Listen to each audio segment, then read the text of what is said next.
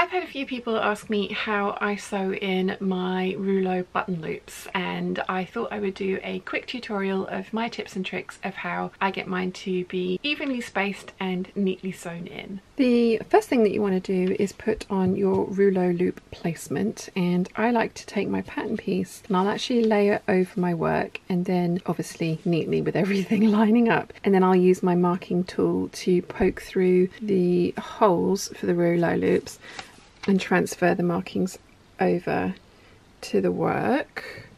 You can see there is one there, and then the fourth and the fifth one there. I've measured these ones and they were 1 3/4 inches apart, so I've carried that marking on up on the midriff section, or the upper section here, because I have added an inch of length and I want them to be even. So with that inch of length, if I'd used these two markings, they wouldn't be even. So I've just carried the 1 3/4 inch spacing up the work. So I've got 5 placements for my Rouleau loops. So I made my Rouleau loop earlier, and I do have a video up here for you for how I do these, and until I need it I've actually left it at the full length so that I don't lose any particular pieces. Ask me how I know. So the pattern calls for 2.5 inch strips of this. So I'm going to mark that off and cut 5, and I'll show you what I do after that. I have cut my Rouleau loops down to size, and there's 4 that I've prepared earlier. I love saying that. And this is the final one. So the first thing that you want to do is you want to find the stitched edge, this edge, and I like to fold that into the center. It's just my preference, no reason other than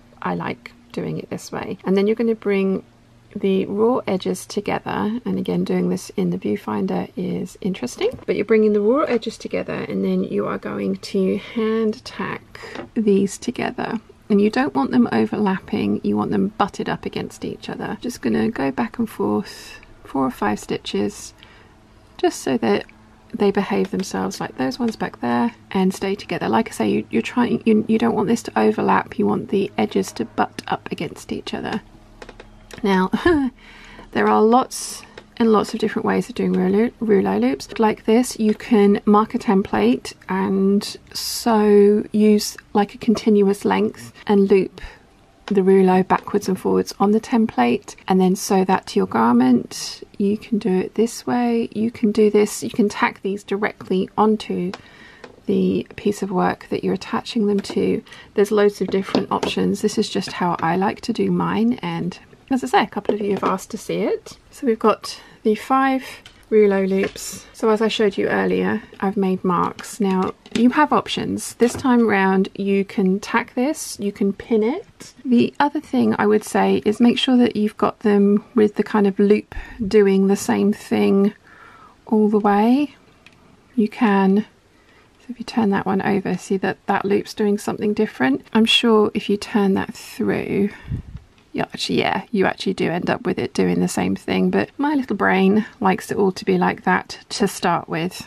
I've got my marks on my fabric, and this has a 5/8 of an inch seam allowance in there, so I want to center this onto my piece of fabric. Now I'm going to pin it to start with, and again I'm trying to make sure that I'm in shot. I'm going to pin it to start with, and I'm going to do the same all the way up, and then I am going to hand tack that into place. If I was feeling brave, and you can totally do this, you could go over and just machine it, baste it into place. So as long as you're doing it within the 5/8 of an inch seam allowance, then that sewing isn't going to show. But I am going to hand tack these into place, then we can get on with making the rest of the dress. So let me pin these into place, then hand tack that. I'll show you what it looks like. Okay, so they're all tacked into place, nicely evenly spaced. The next thing you can do, it's completely up to you, but you could then tack them so that they are butted up a little bit further along on the other side of the seam allowance, so that when you sew it, it sews together like that. What I'm going to do is actually sew another line of machine basting at 3/8 of an inch, and then I'm going to go and press these so that they are pressed into kind of like that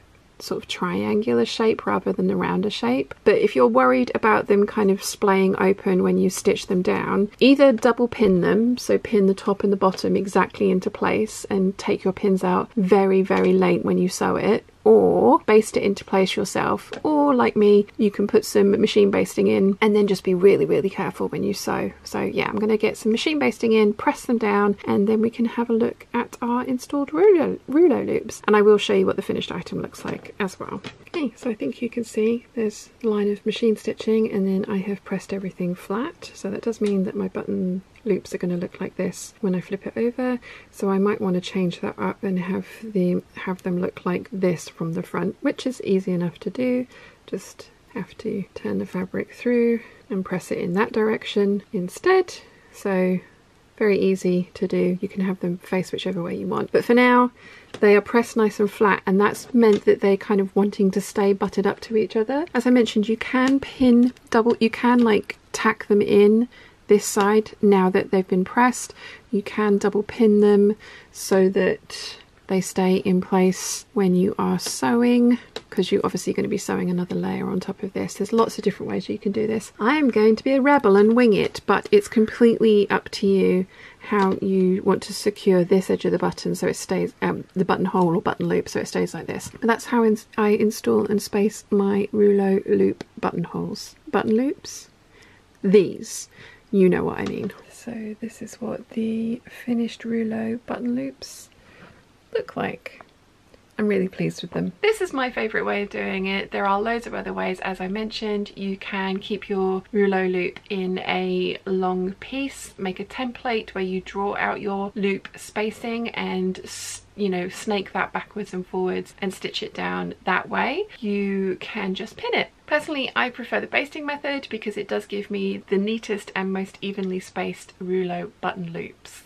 Hopefully that was helpful, and if you've enjoyed this quick tutorial, you might want to check out this one here.